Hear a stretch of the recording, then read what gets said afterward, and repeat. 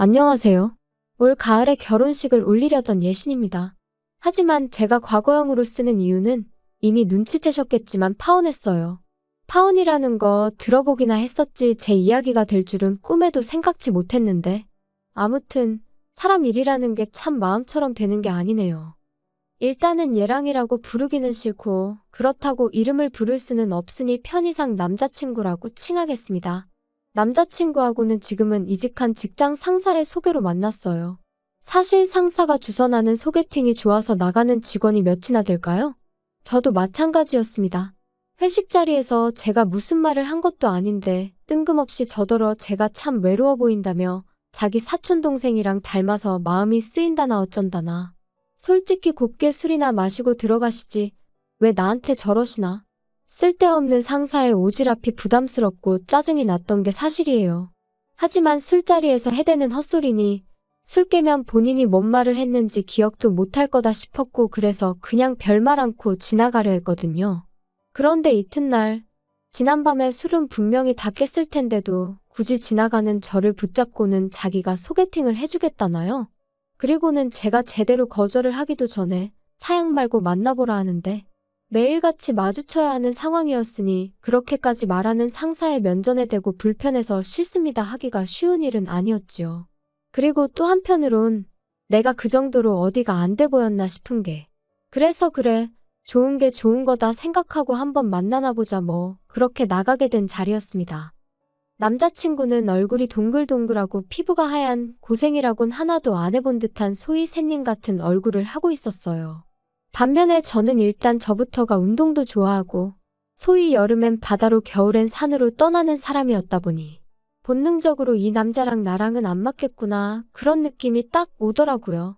그런데 남자친구는 그런 제 마음을 전혀 눈치채지 못했던 건지 계속해서 자기 얘기만 해나가기 바빴습니다.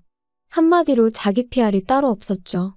대학교 졸업하고 중소기업을 잠깐 다니다가 회사 사정으로 하루아침에 백수가 되었고 이후로 이런 일은 두 번 다시 겪고 싶지 않아서 3년의 공부 끝에 9급 공무원이 되었다나요?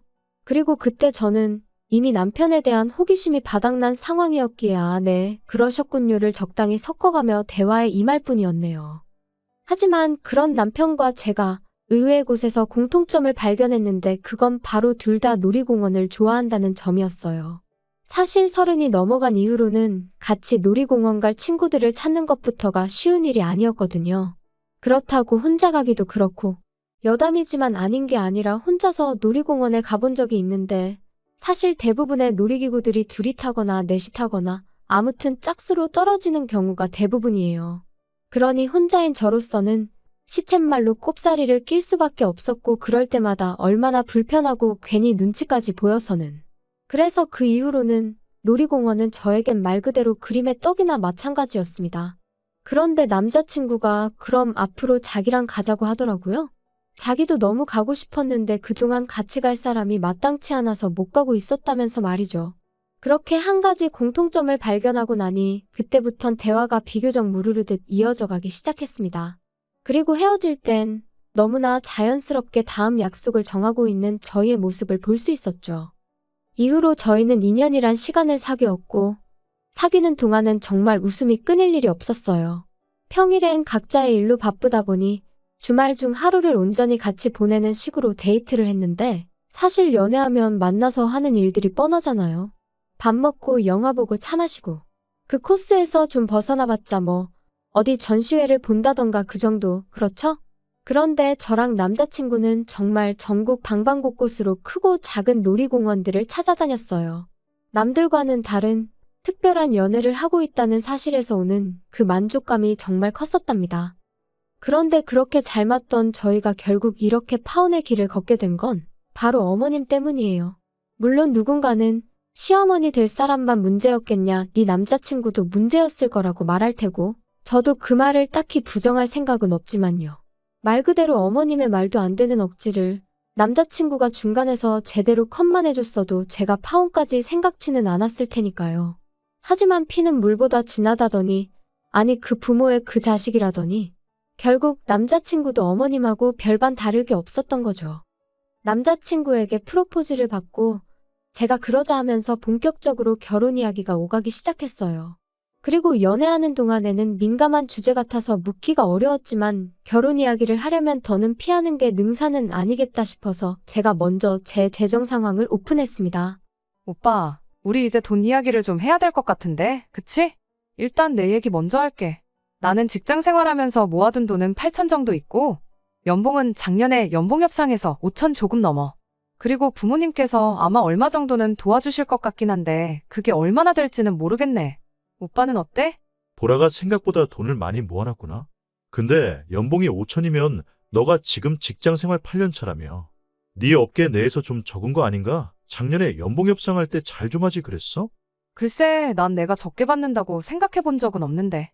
하긴 돈이야 많으면 많을수록 좋은 거니까. 근데 오빠, 딴소리 하지 말고 오빠 얘기 좀 해봐. 어때? 오빤 좀 모아놓은 거 있어? 하지만 결정적인 타이밍에 남자친구는 전화가 걸려왔다는 둥, 화장실 좀 다녀오겠다는 둥 말 같지도 않은 핑계를 대기 일쑤였고 그렇게 어물쩍 얼렁뚱땅 무려 2주라는 시간이 흘러갔어요. 그래서 더는 안 되겠다 싶어서 제가 한 번은 좀 짜증을 냈습니다. 결혼을 하자고 한 건 오빠인데 왜 이렇게 딴소리만 하느냐고. 좀 진지할 수 없겠냐고요. 그리고 그제서야 남자친구가 씁쓸한 얼굴로 꺼내는 말이 너도 알다시피 내가 공무원 된 지 몇 년 안 됐잖아. 그리고 공무원 하기 전에는 공부한답시고 어머니 돈을 가져다 썼었고. 그래서 내가 공무원 되고 나서는 어머니한테 돈을 좀 챙겨드렸어. 그러다 보니까 돈을 많이 못 모은 게 사실이고 미안해. 너 볼낯이 없어서 내가 말을 못했어. 그런 사정이 있었으면 처음부터 솔직하게 말하지 그랬어. 근데 그럼 그래서 얼마나 있다는 건데? 난 오빠가 결혼하자고 해서 어느 정도 준비가 되어 있는 줄 알았거든. 나 2천만 원 있어. 그리고 지금 사는 집 보증금 1,000만 원 있고. 어머니가 얼마나 보태주실 수 있으실지는 모르겠다. 전에 지나가는 말로 도와주실 거라고 하시긴 하셨는데 제대로 얘기는 안 해봤거든. 그럼 일단 어머님하고 얘기를 좀 해봐. 나도 우리 부모님하고 얘기를 해볼 테니까. 그리고 며칠 뒤 남자친구와 카페에서 만났는데 남자친구 표정이 썩 좋지가 않았어요. 그리고 직감적으로 결혼에 있어서 어머님하고 뭔가 얘기가 잘 안 풀렸구나 싶었죠. 하지만 먼저 아는 체를 하기도 그렇고 그래서 남자친구가 먼저 말문을 열기까지 커피만 홀짝이며 기다리고 있었습니다. 그리고 그렇게 기다린 지 얼마나 흘렀을까. 남자친구가 대뜸 미안하다 하더니 아무래도 어머님한테 도움을 받기는 어려울 것 같다고 하더라고요.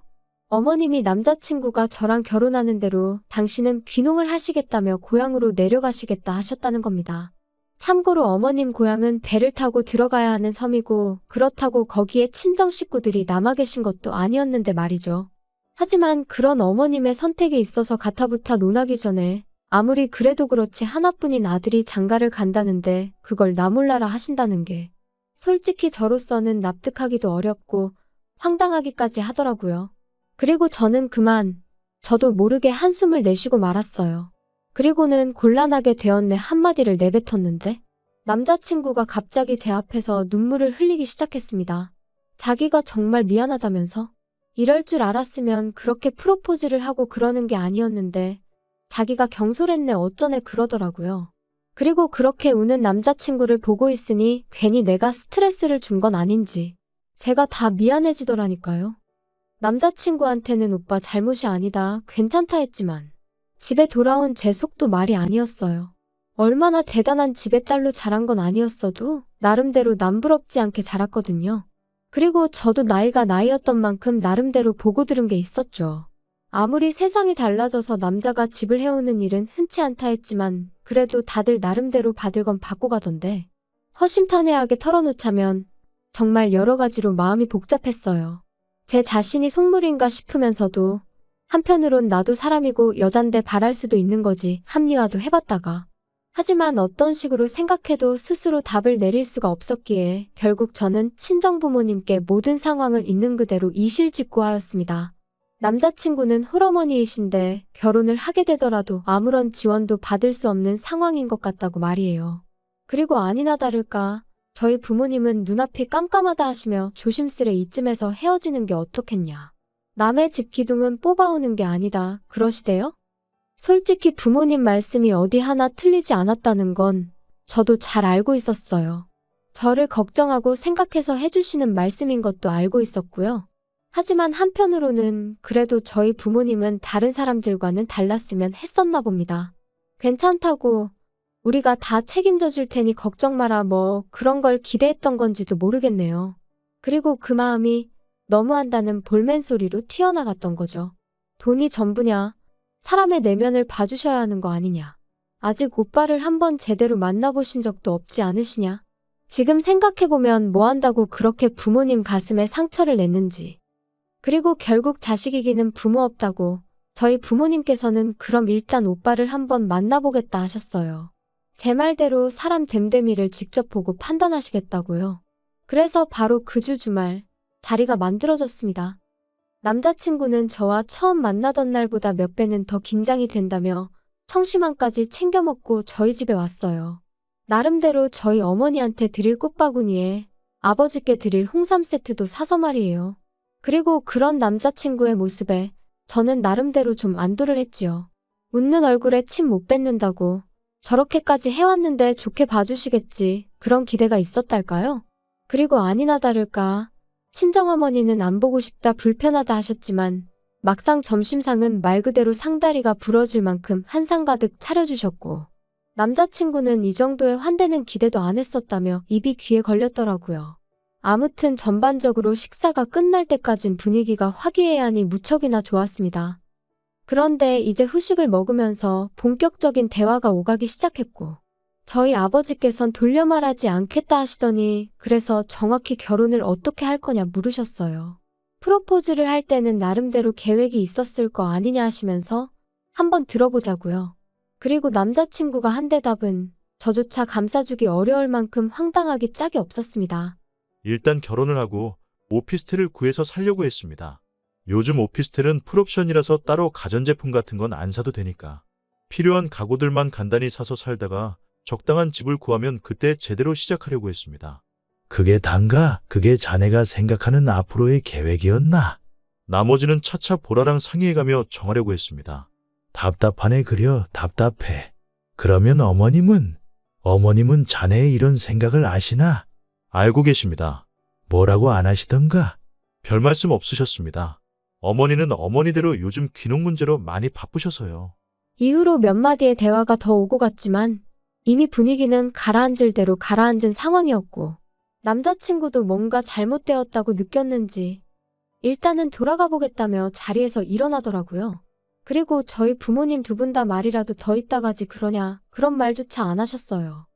그렇게 남자친구를 배웅하고 돌아오자 부모님께서 이 결혼은 안 되겠다 하셨습니다. 아무리 사람이 좋아도 너도 보지 않았냐며? 저렇게 생각도 없고 계획도 두리뭉실한 사람한테 저를 어떻게 보내냐고 절대로 안 된다 그러시더라고요. 그리고 저도 그런 부모님한테 더는 대들 수도 없었어요. 제가 보기에도 한심하기 짝이 없었으니 말이지요. 그런데 이틀 뒤 남자친구에게서 생각지도 못한 소식을 듣게 되었습니다. 자기가 저희 집에 다녀간 이후로 어머님과 이야기를 나눴는데 어머님이 저희 신혼집 문제를 해결해 주시겠다 하셨다는 거예요. 너무 놀라서 저도 모르게 정말이냐고 소리를 질렀다니까요. 남자친구가 말하길 어머님께서는 어차피 섬으로 내려가실 거고 집이란 건 사람이 살지 않으면 금세 망가지기 마련이니 리모델링만 해서 살라고 하셨답니다. 그 리모델링 비용이 대략 4천이 넘었기에 솔직히 좀 당황스럽긴 했지만 아무튼 그때는 그래도 그런 걱정보다는 당장 저희 부모님을 다시 한번 설득해 볼 수 있겠다는 생각뿐이었어요. 그래서 퇴근하자마자 불이 나게 집으로 향했지요. 그리고 제 예상대로 친정부모님께선 제 이야기를 들으시곤 잘됐다며 무척 기뻐하셨어요.